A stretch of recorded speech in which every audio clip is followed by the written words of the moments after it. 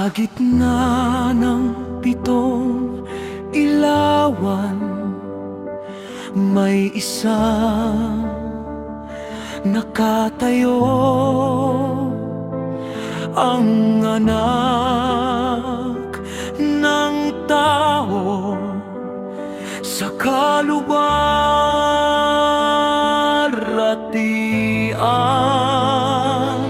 Ang kanyang mata'y parang apoy, ang tinig ay parang dagat.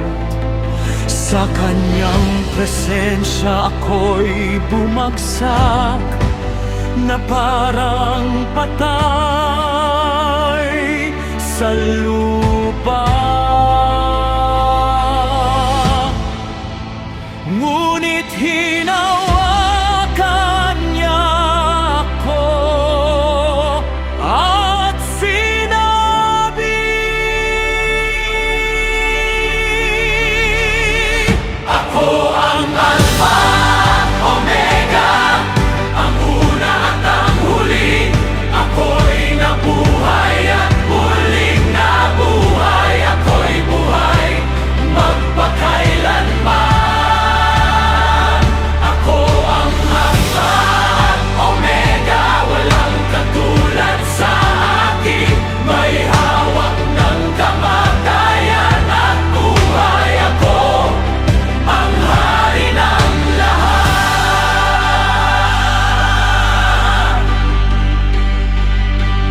Sa kanyang kamay ang mga bituin, mula sa kanyang bibig ang espada.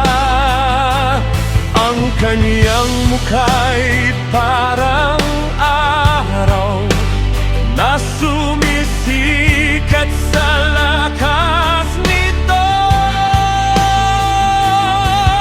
Ang langit ay nanginginig sa kapangyarihan ng kanyang presensya.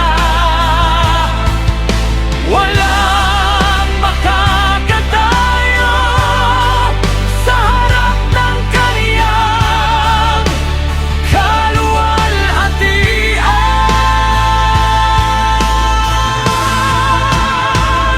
Ako ang Alpha at Omega, ang una at ang huli.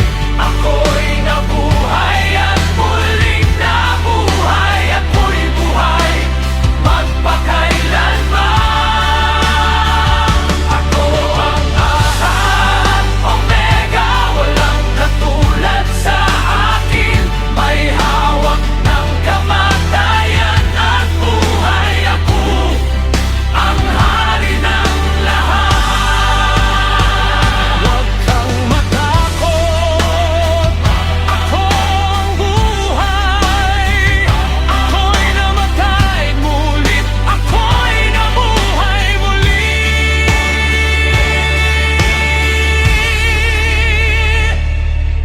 Ako ang at Omega, ang una at ang huli.